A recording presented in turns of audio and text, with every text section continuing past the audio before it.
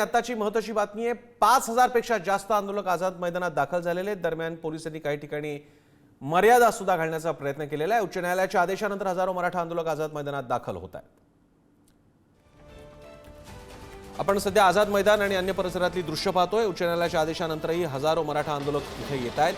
वस्तुतः आंदोलकांची संख्या आणि आंदोलनाचं स्वरूप या बाबतीतले निर्बंध असतानाही आता ही प्रचंड संख्येने गर्दी असल्यामुळे प्रशासनासमोर सुद्धा हा महत्त्वाचा प्रश्न आहे आणि त्याचप्रमाणे आंदोलकांसमोर सुद्धा पोलीस प्रशासनाच्या न्याय व्यवस्थेच्या निर्देशांचं पालन करण्याचं आव्हान असणार आहे। आपण दोन्ही दृश्य पाहतोय। एकीकडे छत्रपती शिवाजी महाराज टर्मिनस परिसरातल्या या लोकांची दृश्य आणि दुसरीकडे ट्रेनमध्ये आलेले येत असलेले मराठा आंदोलक।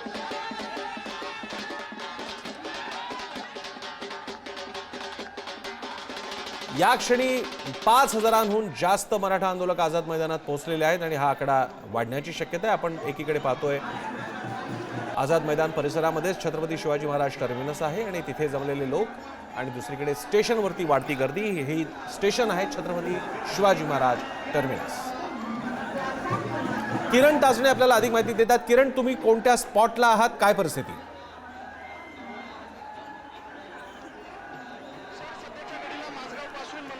या ठिकाणी मनोज जरांगे पाटील यांच्या गाडीच्या मोहती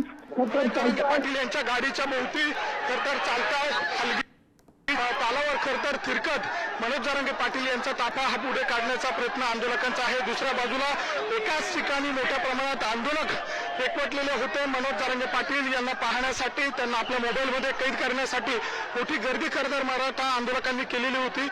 अशा या सगळ्या परिस्थितीमध्ये पोलिसांनी अशा वेळेला एकत्र येत जी मनोज जरांगे पाटील यांची गाडी आहे तिला या ठिकाणी संरक्षण दिलं आणि त्यानंतर ती गाडी पुढे काढत आता आझाद मैदानाच्या दिशेनं खरतर घेऊन जात आहे। अशा या सगळ्या परिस्थितीमध्ये दोन्ही बाजूला मोठ्या संख्येनं मराठा आंदोलक आहे।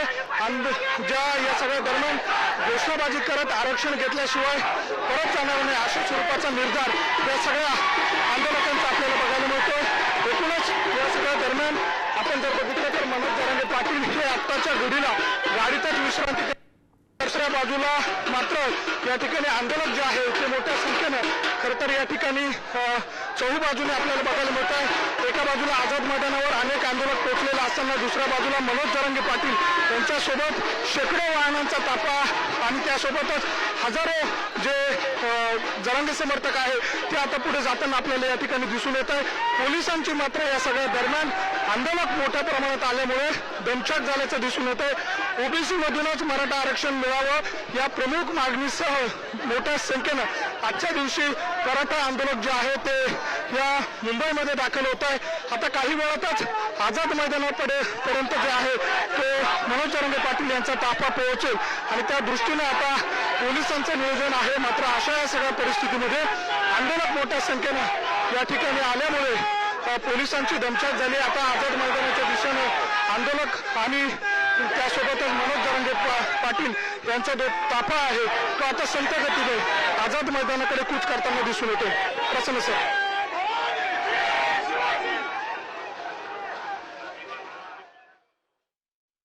आपण जाऊयात आझाद मैदानामध्ये, जिथे आपल्यासोबत आहेत आपले प्रतिनिधी पंकज दळवी। पंकज, आझाद मैदानावरच्या थेट स्टेजवरती तुम्ही आहात असं दिसतंय, कसा आढावा घ्याल? तिथल्या काही सहकाऱ्यांशी सुद्धा बोलता आलं, मराठा म्हणजे जरांगेंच्या सहकाऱ्यांशी बोलता आलं तरी आपण प्रयत्न करूयात।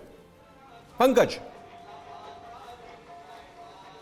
आझाद मैदानामधला त्याच मंचावरती आहे। या मंचावरती काही मिनिटांमध्ये मनोज जरांगे पाटील नावाचं वादळ जे अंतरवाली सरावटीतून मुंबईच्या दिशेने निघालेलं आहे ते या स्टेजवरती येऊन स्थिरावणार आहे।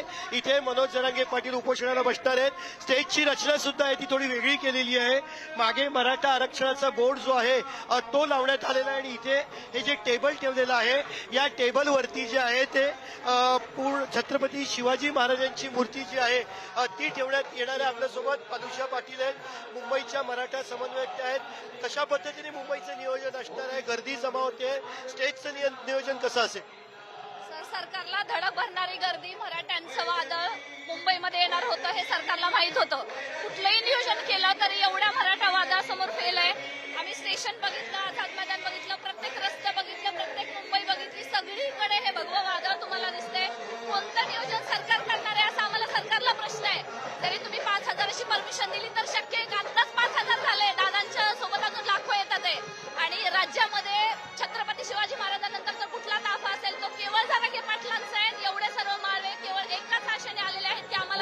यावं. पण इतकं वाईट वाटतं की सरकार ह्यांच्याशी आता अजून दगाफटका करू नये एवढीच आमची आम्हाला रिक्वेस्ट आहे, कारण आम्ही आता फसणार नाही आहोत. जी अनेक अडचणी होत्या, परवानगी दिली नव्हती, परवानगी दिली, नियमात दिली, चौकटीत दिली, तुम्ही शिथिलता देण्याची मागणी केली होती, त्याच्या पुढे काय मागणी केली, पुढे काय होते?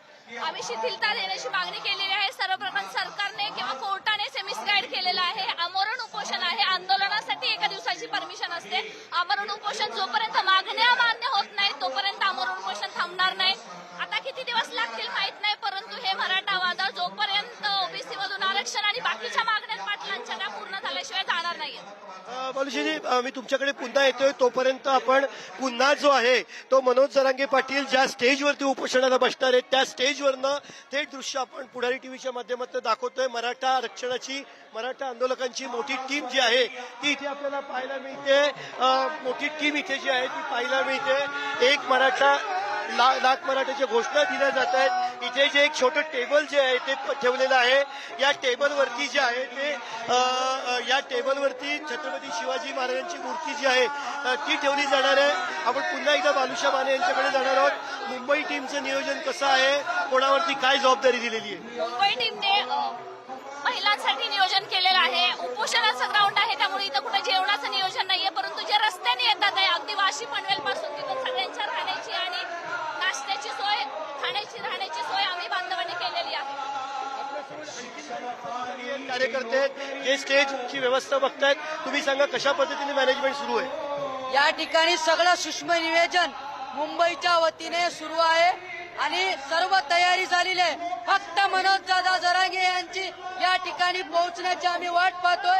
सर्व मराठा बांधवाची व मनोज दादांची या ठिकाणी तयारी सुरू झालेली आहे.